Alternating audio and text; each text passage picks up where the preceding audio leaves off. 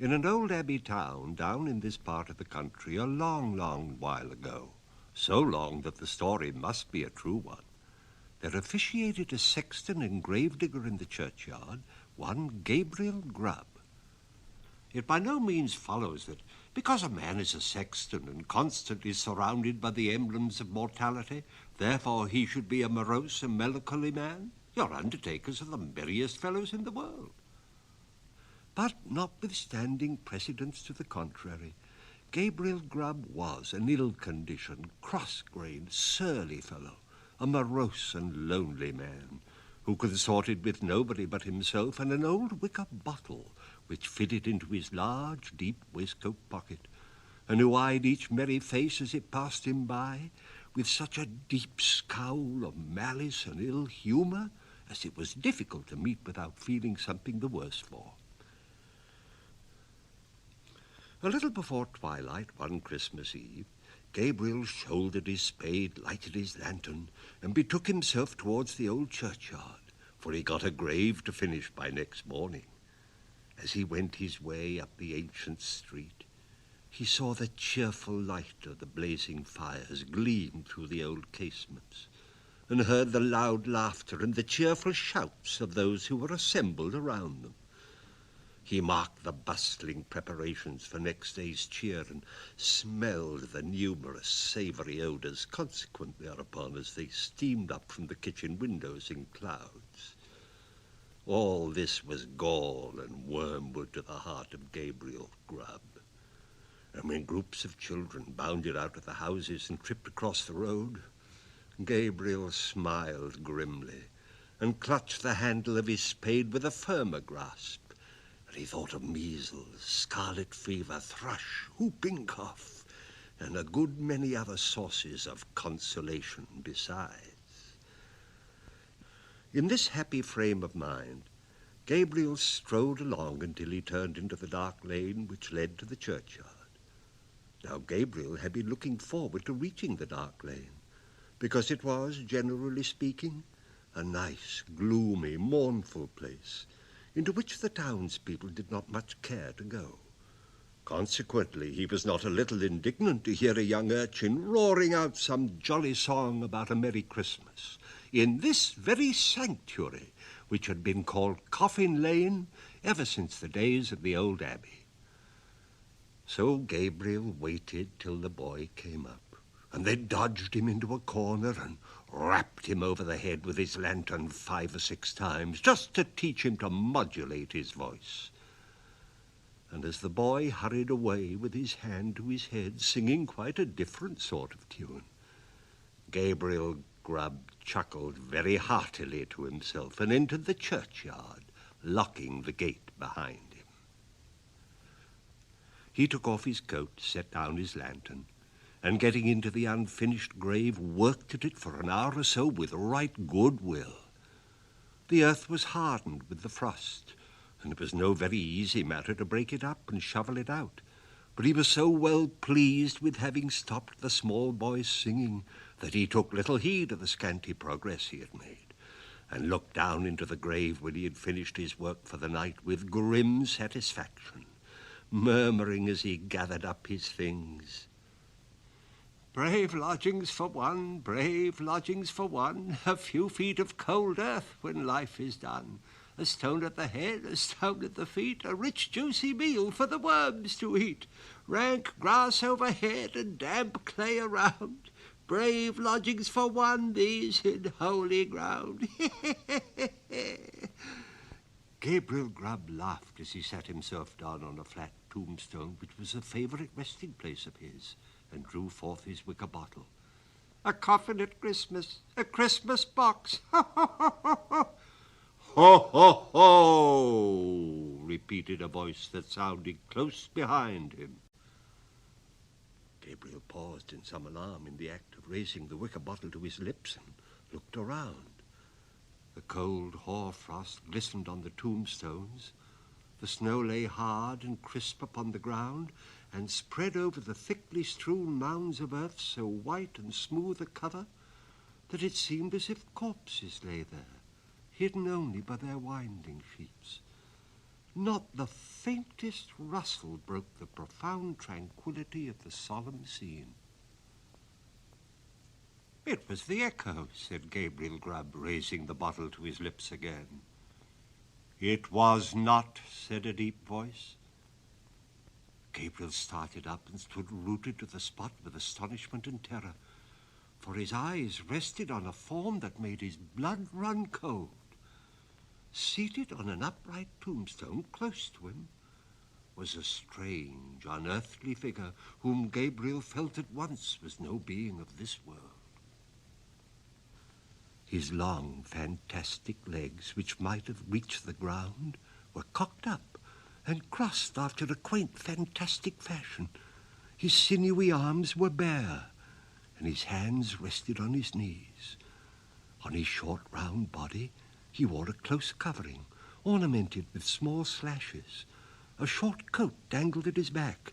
The collar was cut into curious peaks, which served the goblin in lieu of ruff or neckerchief, and his shoes curled up at his toes into long points. On his head he wore a broad-brimmed, sugar-loafed hat garnished with a single feather. The hat was covered with the white frost, and the goblin looked as if he had sat on the same tombstone very comfortably for 200 or 300 years. He was sitting perfectly still. His tongue was put out as if in derision, and he was grinning at Gabriel Grubb with such a grin as only a goblin could call up. "It was not the echoes," said the goblin.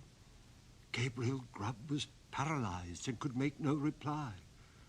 "What do you do here on Christmas Eve?" said the goblin sternly. I came to dig a grave, sir." "What man wanders among graves and churchyards on such a night as this?" cried the goblin. "Gabriel Grubb! Gabriel Grubb!" A wild chorus of voices seemed to fill the churchyard. Gabriel looked fearfully around. Nothing was to be seen. "What have you got in that bottle?" said the goblin. "Holland, sir," replied the sexton, trembling more than ever, for he had bought it of the smugglers, and he thought perhaps his questioner might be in the excise department of the goblins. "Who drinks Hollands alone and in a churchyard on such a night as this?" said the goblin. "Gabriel Grubb! Gabriel Grubb!" exclaimed the wild voices again. The goblin leered maliciously at the terrified sexton, then raising his voice exclaimed, "And who then is our fair and lawful prize?" "Gabriel Grubb! Gabriel Grubb!" The goblin grinned a broader grin than before as he said, "Well, Gabriel, what do you say to this?" The sexton gasped for breath. It's very curious, sir. Very curious and very pretty, but I think I'll go back and finish my work, sir, if you please." "Work? What work?" "The grave, sir. Making a grave." "Oh, the grave, eh? Who makes grave at a time when all other men are merry and takes a pleasure in it?"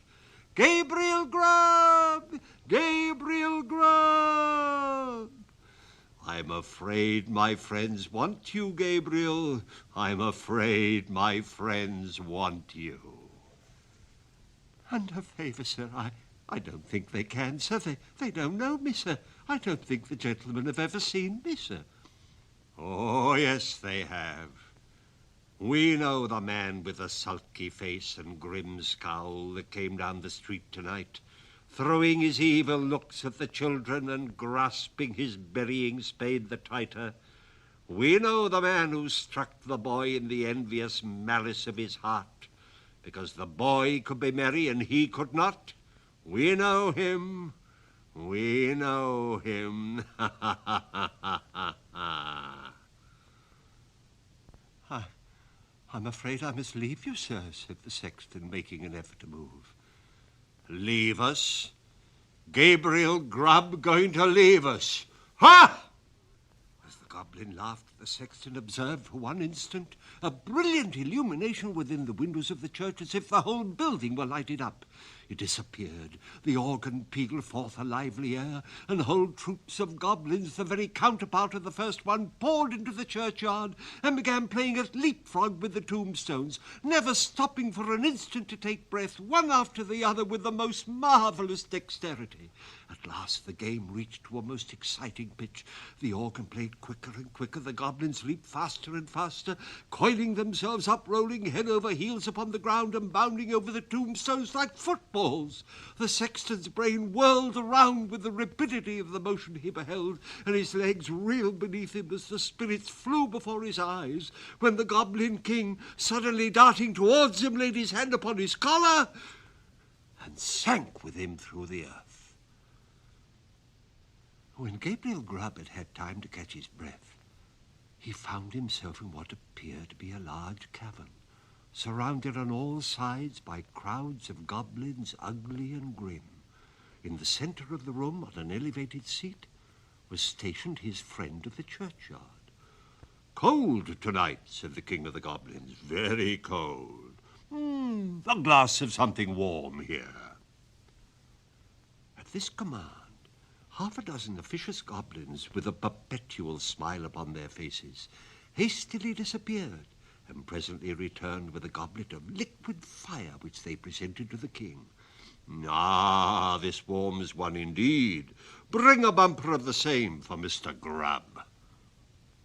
It was in vain for the unfortunate sexton to protest that he was not in the habit of taking anything warm at night.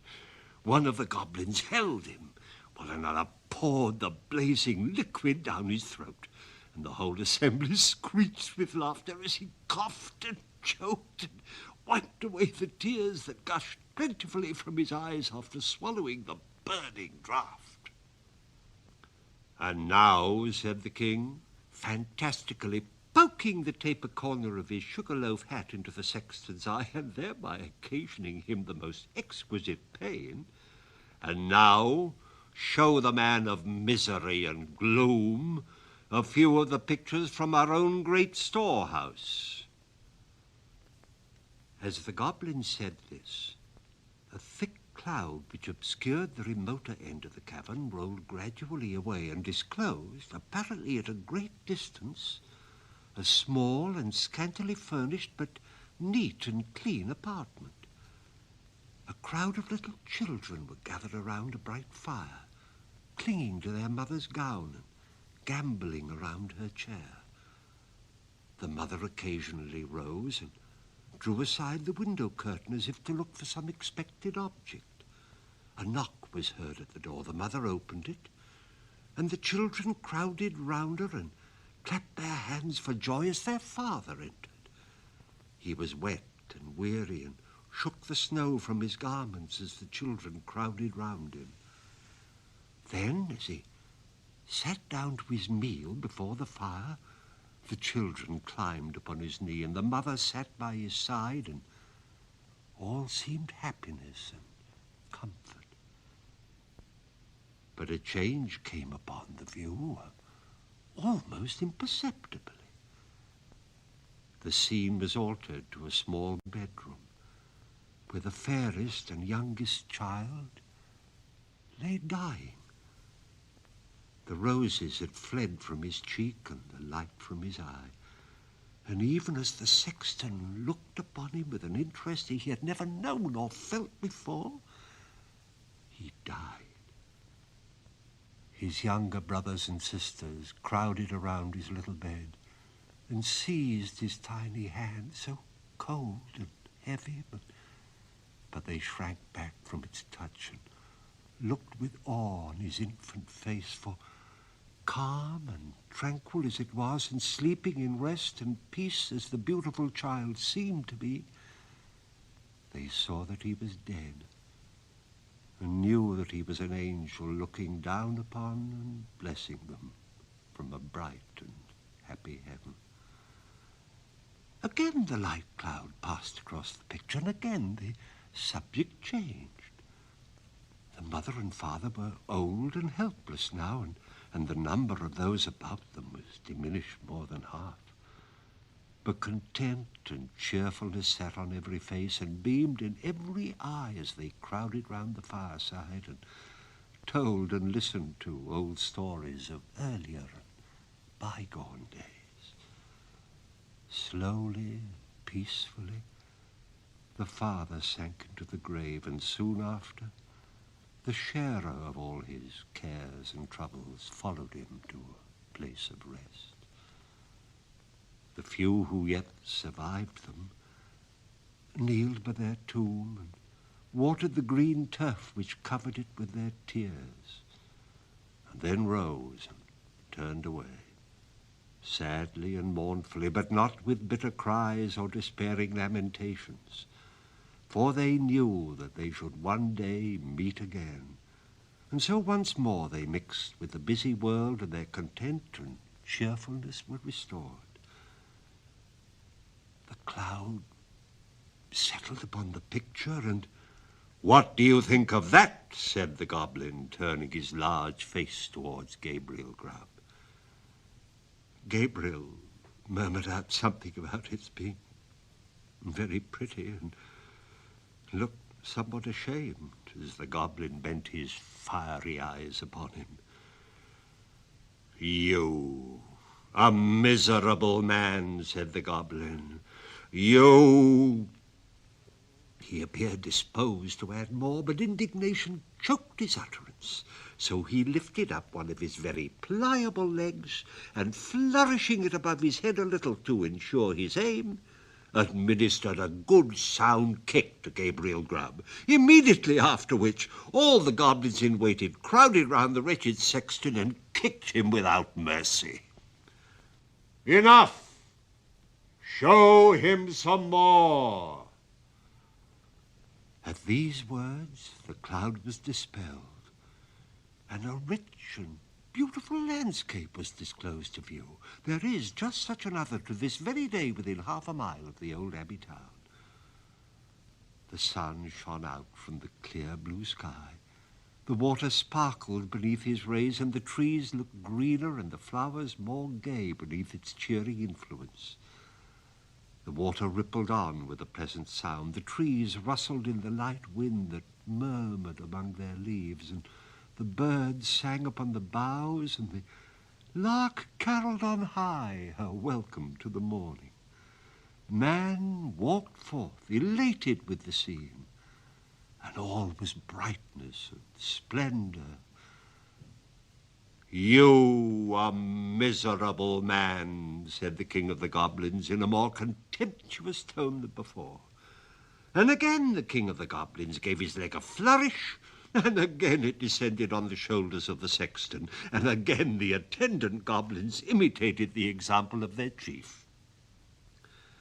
Many a time the cloud came and went, and many a lesson it taught to Gabriel Grubb, who, although his shoulders smarted with pain from the frequent applications of the goblin's feet thereunto, looked on with an interest that nothing could diminish. He saw that the sweet face of nature was a never-failing source of cheerfulness and joy. He saw those who had been delicately nurtured and tenderly brought up, cheerful under privations and superior to suffering that would have crushed many of a rougher grain, because they bore within their own bosoms the materials of happiness, contentment, and peace. And he saw that women, the tenderest and most fragile of all God's creatures, were the oftenest superior to sorrow, adversity, and distress. And he saw that it was because they bore in their own hearts an inexhaustible wellspring of affection and devotion. And above all, he saw that men like himself, who snarled at the mirth and cheerfulness of others, were the foulest weeds on the fair surface of the earth, and setting all the good of the world against the evil, he came to the conclusion that it was a very decent and respectable world after all. No sooner had he formed it than the cloud which had closed over the last picture seemed to settle on his senses and lull him to repose.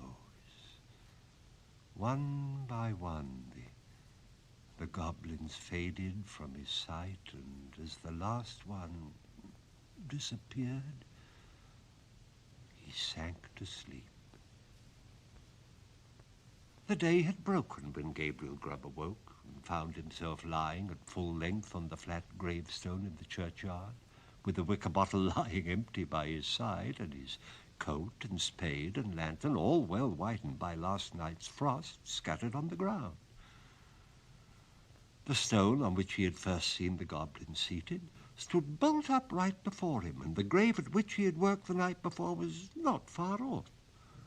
Well, at first he began to doubt the reality of his adventures, but the acute pain in his shoulders when he attempted to rise assured him that the kicking of the goblins was certainly not ideal.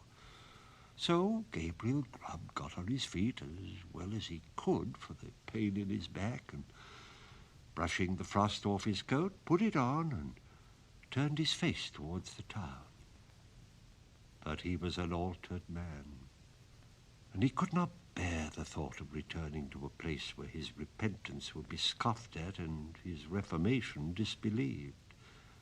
He hesitated for a few moments and then turned away to wander where he might and seek his bread elsewhere. The lantern, the spade, and the wicker bottle were found that day in the churchyard. There were a great many speculations about the sexton's fate at first, but it was speedily determined that he'd been carried away by the goblins, and there were not wanting some very credible witnesses who had distinctly seen him whisked through the air on the back of a chestnut horse, blind of one eye, and with the hind quarters of a lion and the tail of a bear. Unfortunately, these stories were somewhat disturbed by the unlooked-for reappearance of Gabriel Grubb himself some 10 years afterwards. A ragged, contented, rheumatic old man. He told his story to the clergyman and also to the mayor, and in course of time it began to be received as a matter of history, in which form it is continued down to this very day. And be the matter how it may, as Gabriel Grubb was afflicted with rheumatism to the end of his days, this story has at least one moral if it teach no better one, and that is that if a man turn sulky and drink by himself at Christmas time, he may make up his mind to be not a bit the better for it, let the spirits be never so good, or let them be even as many degrees beyond proof as those which Gabriel Grubb saw in the Goblin's cavern.